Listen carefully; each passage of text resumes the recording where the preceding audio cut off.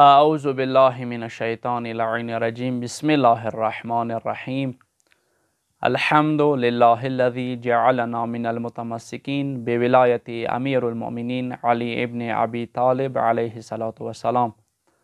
قال الله تبارك وتعالى في كتابه بسم الله الرحمن الرحيم. بسم الله الرحمن الرحیم د قرآن مجید یوه مشهوره آیه ده او د هرې سورې آغاز کې لیکلي ده. د بسم الله فضیلت حواله سره ډیر زیات روایات احادیث ذکر شوي دي، لکه څنګه ائمه یې څه تاسې کوم یو کار څه شروع کوئ هغه بسم الله الرحمن الرحیم نه شروع کوئ، ویلې څه که چا هم بسم الله الرحمن الرحیم نه یو کار شروع کړلو هغه کار به مبارک هم وي، برکت به هم یې ورکړي او هغه کار به ډیر اسانۍ سره سر ته بیا رسیږي.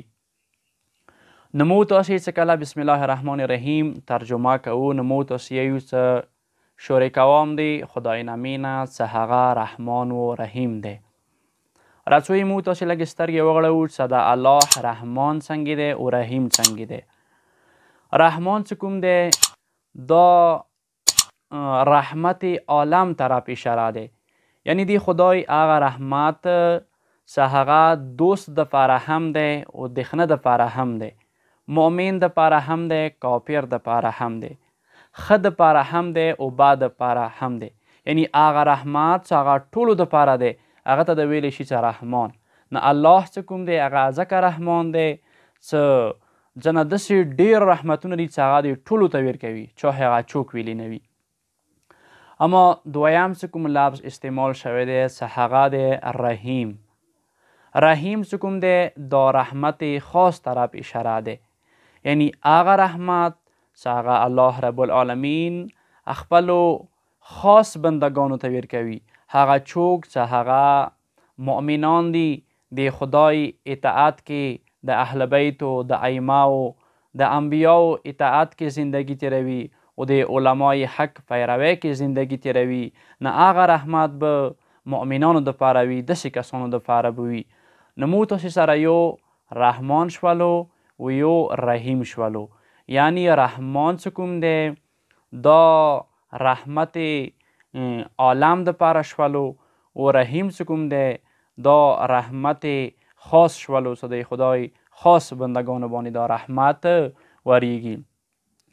لکه څنګه موږ سره امام جعفر صادق علیه السلام یو روایت دی، مولای څه خدای د هر شي معبود دی، خدای د هر شي معبود دی، هغه ټولو مخلوقاتو دپاره رحمان دی او مؤمنانو دپاره خصوصیت سره هغه رحیم دی.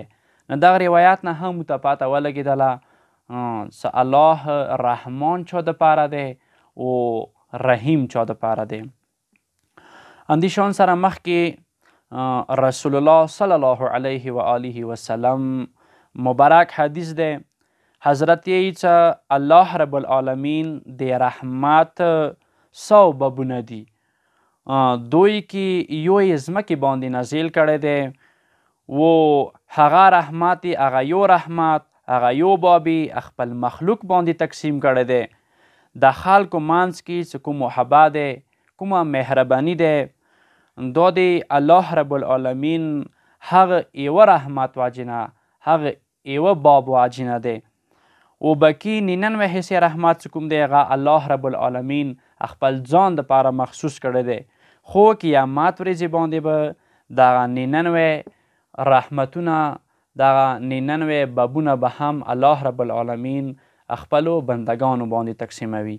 وصلی الله علی محمد و آله الطاهرین.